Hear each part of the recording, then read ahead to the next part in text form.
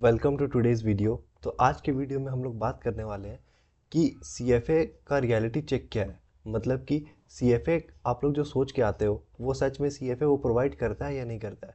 देखो क्या हुआ, कुछ दिन पहले मैंने एक वीडियो देखा जिसमें कि एक आदमी बोल रहा था कि सीएफए एक डाइंग कोर्स है। तो मेरे को लगा, क्योंकि मैं खुद भी सीएफए कर रहा हूँ, क्या सच में सीएफए एक डाइंग कोर्स है या फिर सीएफए में भी पोटेंशियल बहुत ज़्यादा बाकी है। क्योंकि तुम लोग भी अगर लिंक्डइन पे एक्टिव हो गए या तुम लोग भी सोशल मीडिया पे देखते होगे तो तुम लोग भी देख रहे होगे सीएफए बहुत लोग कर रहा है। जैसे एमबीए बहुत लोग करता है वैसे सीएफए बहुत लोग कर रहा है। तो क्या सच में इसके कारण सीएफए एक डाइंग कोर्स हो गया? क्या सीएफए में अभी बहुत ज़्यादा पोटेंशियल बाकी है? तो यही सारा कुछ डिस्कस करेंगे आज की वीडियो में। तो चलो स्टार्ट करते हैं।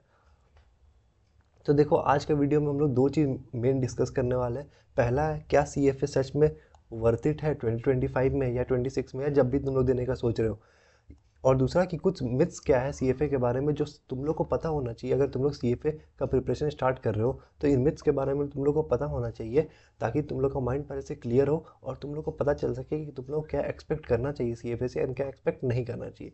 तो अगर ऑलरेडी तुम लोग सीएफए दे रहे हो, सीएफए का प्रिपरेशन कर रहे हो, या लेवल 1 लेवल 2 लेवल 3 में हो, तो तुम लोग के लिए वीडियो बहुत बेनिफिशियल होगा। कुछ है प्रॉब्लम, जो कुछ चीज़ होता है, कुछ मिसकंसेप्शंस होता है सीएफए के बारे में जो बहुत लोगों के दिमाग में रहता है, वो मिसकंसेप्शंस आज हम लोग दूर करेंगे। ठीक है, और इस पर डिटेल में डिस्कस करेंगे। तो चलो देखते हैं आगे कि क्या करना है। तो सबसे पहला हम लोग का है कि सीएफए वर्थ इट है या नहीं। तो देखो, मेरे हिसाब से जो मेरा खुद का पॉइंट ऑफ व्यू है, ऑब्वियसली सीएफए अभी वर्थ इट है। क्योंकि मेरे को ऐसा लगता है कि अभी बहुत ज़्यादा पोटेंशियल इसमें टैप करना बाकी है मार्केट्स में, इंडियन मार्केट्स के हिसाब से। क्योंकि देखो, सेबी का एक रिपोर्ट था, तुम लोग अगर देखो तो, कि सिर्फ 5% ऑफ द इंडियन पॉपुलेशन जो है वो अभी स्टॉक मार्केट में इन्वेस्ट कर रहा है। सिर्फ 5%, इमेजिन, सिर्फ 5%, मतलब 95% लोग अभी तक इन्वेस्ट नहीं कर रहा है या फिर स्टॉक मार्केट में पैसा नहीं लगा रहा है। वो लोग अभी अभी भी ट्रेडिशनल जो वेज थे, जो एफडी है और दूसरे वेज हैं, उसमें वो लोग अभी भी इन्वेस्ट कर रहे हैं, अपने बैंक अकाउंट में रखा हुआ है पैसा। ठीक है, जबकि यूनाइटेड स्टेट्स में ये कितना है, 55%, सॉरी 55% यूनाइटेड स्टेट्स में है, यूनाइटेड किंगडम में है 33%, चाइना में 13% है। तो सोचो कि इंडिया में कितना ज़्यादा पोटेंशियल इस डेटा से हम लोग को मालूम चल रहा है। ये मेरा डेटा नहीं, ये सेबी का डेटा है जो कि 2024 का डेटा है। तो हाँ, डेटा पुराना है, लेकिन 5 से 10% हो गया होगा, कितना ही बढ़ गया होगा अभी तक पिछले 6 महीना में। तो इस डेटा से हम लोग को पता चलता है कि इंडिया में कितना पैसा आने वाला है। अब देखो, इंडिया में कितना पैसा आने वाला है, इससे सीएफए का क्या लेना देना है। अब देखो, सीएफए का इससे डायरेक्ट कनेक्शन है, क्योंकि सीएफए हम लोग को इसी के लिए प्रिपेयर करता है कि हम लोग आगे जाके फंड मैनेज कर सके। 1000 करोड़, 10,000 करोड़, लाख करोड़ का रुपीज़ का हम लोग फंड मैनेज कर सके। इसी के लिए हम लोग को सीएफए प्रिपेयर करता है। तो इसीलिए अगर सीएफए में, अगर इंडिया में बहुत ज़्यादा पैसा अगर आने वाला है, मतलब कि बहुत ज़्यादा पैसा स्टॉक मार्केट में आने वाला है, तो उसको मैनेज करने के लिए कोई चाहिए होगा। उसको मैनेज करने के लिए पोर्टफोलियो मैनेजर्स चाहिए होंगे। तो वो पोर्टफोलियो मैनेजर्स कौन है? वो लोग हम लोग मैनेज करेंगे, जो भी सीएफए कर रहा है या सीएफए चार्टर होल्डर जो रहते हैं, वो लोग आगे जाके फंड मैनेजर, पोर्टफोलियो मैनेजर बनते हैं। ठीक है, तो इसीलिए मेरे को, इन माई पर्सनल ओपिनियन, अभी तक सीएफए वर्थ इट है। मेरे को ऐसा नहीं लगता है कि सीएफए वर्थ इट नहीं है। इसमें तुम लोग बोल सकते हो कि मैं थोड़ा सा बाइस्ड हूँ क्योंकि मैं सीएफए अभी कर रहा हूँ, लेकिन तुम्हारे सामने डेटा है, तो डेटा के बेसिस पे मैं तुम्हें बोल रहा हूँ कि हाँ, अभी भी वर्थ लग रहा है मुझे सीएफए में। लेकिन सीएफए में वही लोग को आना चाहिए जो जो सच में उसके लिए पैशनेट है, जो फाइनेंस में आने के लिए पैशनेट है, जो स्टॉक मार्केट में करियर बनाने के लिए पैशनेट है। और देखो, फाइनेंस में सिर्फ स्टॉक मार्केट नहीं आता है, बॉन्ड मार्केट आता है, और भी बहुत अलग अलग चीज़ें आते हैं, डेरिवेटिव मार्केट आता है, तो बहुत चीज़ और आता है। ठीक है, तो सिर्फ स्टॉक मार्केट नहीं आता है। तो अगर तुमको मार्केट्स में पूरा देखा जाए तो उसमें अगर तुम लोगों को करियर बनाना है तो CFA is one of the best course, या हम लोग बोले कि ये सुप्रीम कोर्स है सारे कोर्सेज में देख के। अब देखो, कुछ सीएफए के जो मिथ्स है, जो सबको लगता है कि सीएफए में जो सब सोच के आता है कि सीएफए हम करेंगे तो ये हो जाएगा, सीएफए हम करेंगे तो वो हो जाएगा, सीएफए हम करेंगे तो ये हो जाएगा। ये सारा जो मिथ्स है उसको हम लोग अब बस्ट करते हैं कि वैसा कुछ नहीं होता जैसा तुम लोग एक्सपेक्टेशन लेके आते हो।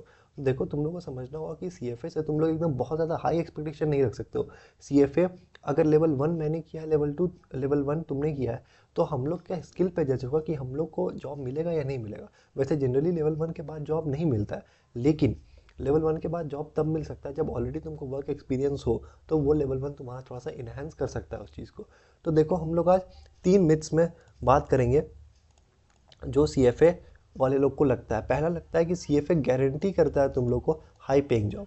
अब देखो, इसको ऐसा मत लेना कि सीएफए करने के बाद हम लोग को हाई पेइंग जॉब लग ही नहीं सकता है। मैं इस बारे में बात नहीं कर रहा हूँ। सब लोग इस माइंडसेट से आते हैं सीएफए करने, यार कि सीएफए अगर कर लिए तो लाइफ सेटल। वैसा कुछ नहीं है।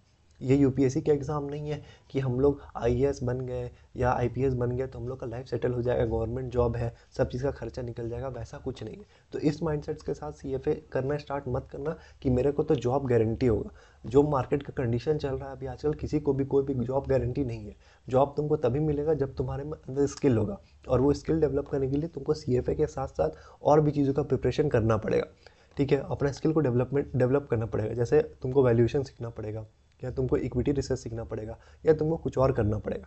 तो उसके साथ साथ तुमको कुछ काम करना पड़ेगा। तुम लोग अगर ये सोच के सीएफए में आ रहे हो कि हम सीएफए करेंगे और मेरा हाई पेइंग जॉब लग जाएगा, 1 करेंगे, लेवल 1 करेंगे, 2 करेंगे, 3 करेंगे और उसके बाद मेरा हाई पेइंग जॉब लग जाएगा, तो तुम लोग ये गलत माइंडसेट से आ रहे हो। तुम लोग को ये माइंडसेट चेंज करना होगा, ये एक्सपेक्टेशन अपना हटाना होगा।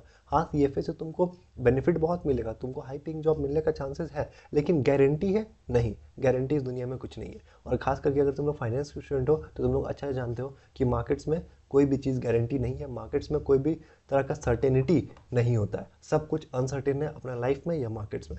ठीक है, तो जो मिथ 1 जो हम लोग बस्ट किए वो है कि गारंटी करता है हाई पेइंग जॉब। नहीं, वो डिपेंड करता है तुम लोग की स्किल पे एंड एक्सपीरियंस पे।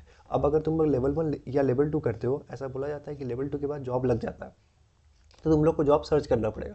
सबसे बड़ा दिक्कत आता है सीएफए में जॉब सर्च करने का। ठीक है, कि जॉब सर्च कर रहे हैं, जा रहे हैं देखने जॉब, उसके बाद तुमको मिलता है। यहाँ पे क्या है कि यहाँ पे हम लोग के लिए एमबीए जैसा नहीं है कि हम लोग को कॉलेज प्लेसमेंट मिल जाएगा, तो तुम लोग को वो भी एक एक्स्ट्रा एफर्ट मारना पड़ता है लिंक्डइन के थ्रू, या तुम लोग का रेफरेंसेस कोई है या कुछ भी है तो उसके थ्रू तुम लोग को जॉब लगाना। तो इसीलिए इसमें जॉब अच्छे लगते हैं, लेकिन दिक्कत यही है कि तुम लोग का पास उतना स्किल होना चाहिए। अब देखो, मैं सच बताऊँ, मैंने लेवल 1 लेवल 2 दोनों किया है। लेवल 1 लेवल 2 में बहुत अच्छा नॉलेज है, बहुत प्रैक्टिकल नॉलेज है। सब कुछ जो हम लोग पढ़ते हैं लेवल 1 या लेवल 2 में सब प्रैक्टिकल है, लेकिन तुम लोग को वो मार्केट में जो काम होता है ना वो नहीं सिखाता है लेवल 1 या लेवल 2। हाँ, वो लोग ने प्रैक्टिकल स्किल मॉड्यूल शुरू किया है, लेकिन जो सच में मार्केट में उतर के काम होता है कि कैसे मॉडल्स बनाना है, कैसे क्या करना है, वो सारा चीज़ वो लोग ने ऐड ऑन किया है। लेकिन एज ए इंडियन स्टूडेंट हम लोग को उतना इंग्लिश, जो वो लोग हाई क्लास इंग्लिश होता है उसमें थोड़ा पढ़ने में प्रॉब्लम आएगा। तो इसीलिए तुम लोग को खुद से देखना पड़ेगा कुछ और कोर्स। अगर तुम लोग पैसा नहीं लगाना चाहते हो तो तुम लोग को यूट्यूब से पढ़ना पड़ेगा, या खुद से एक्स्ट्रा एफर्ट मार के तुम लोग को खुद से पढ़ना पड़ेगा सारा कुछ।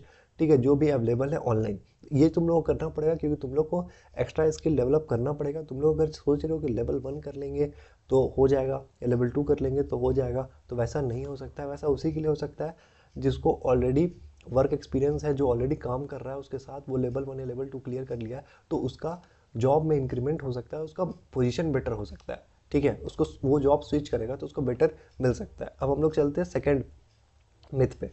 तो देखो, सेकंड मिथ क्या है कि CFA is only for finance degrees. अब बहुत लोग को ये डाउट होता है, जो पहली बार सीएफए का नाम सुनते हैं या जिनको ऐसा मन करता है सीएफए करने का, वो लोग को लगता है कि सीएफए सिर्फ और सिर्फ फाइनेंस स्टूडेंट्स के लिए, या फाइनेंस डिग्रीज के लिए। फाइनेंस स्टूडेंट के लिए तो है ही, फाइनेंस डिग्री के लिए। अब इसका मतलब क्या है, मैं इसका मतलब क्लियर कर देता हूँ। इसका ये मतलब है कि जिसका ऑलरेडी फाइनेंस में बैकग्राउंड है, मतलब जो अकाउंट से आ रहा है या वैसा कुछ फाइनेंशियल बैकग्राउंड है, बीकॉम बीबीए ऐसा कुछ, मतलब पहले से इसका इकोनॉमिक्स ऑनर्स ऐसा कुछ उसका बैकग्राउंड है पहले से फाइनेंस में, जिसके कारण वो आराम से सीएफए कर सकता है, या सिर्फ वही कर सकता है। तो ऐसा कुछ नहीं है, सीएफए कोई भी कर सकता है। अगर तुम लोग इंजीनियरिंग बैकग्राउंड से आ रहे हो तो भी तुम लोग सीएफए कर सकते हो। देखो, सीएफए में क्या है ना कि जो भी तुम कोई भी फील्ड से आ रहे हो, चाहे तुम इंजीनियरिंग बैकग्राउंड से आ रहे हो, चाहे तुम बीकॉम करके आ रहे हो, चाहे तुम इकोनॉमिक्स ऑनर्स करके आ रहे हो, ये 3 का बात करते हैं। तीनों थोड़ा थोड़ा डिफरेंट है। बीकॉम ऑनर्स, अकाउंट्स का अकाउंट्स ऑनर्स, ठीक है। सेकेंड हो गया तुम्हारा इंजीनियरिंग, एंड देन थर्ड हो गया इकोनॉमिक्स ऑनर्स। अब देखो, इसमें ना तुम लोग तीनों को अलग अलग अलग स्टूडेंट है, ए बी एन सी, ये लोग तीनों को ना फ़ायदा होगा अपना अपना अलग अलग सब्जेक्ट में। जैसे जैसे जो क्वांटिटेटिव मेथड्स होता है, जो कि स्टैटिस्टिक्स के ऊपर होता है, वो तुम्हारा बहुत ज़्यादा स्ट्रॉन्ग रहेगा इंजीनियरिंग बैकग्राउंड के लिए। तो इंजीनियरिंग बैकग्राउंड के इसमें फ़ायदा है क्योंकि स्टैटिस्टिक्स वो लोग का स्ट्रॉन्ग रहेगा। जो इकोनॉमिक्स ऑनर्स से आ रहा है उसका ऑब्वियसली इको स्ट्रॉन्ग होगा।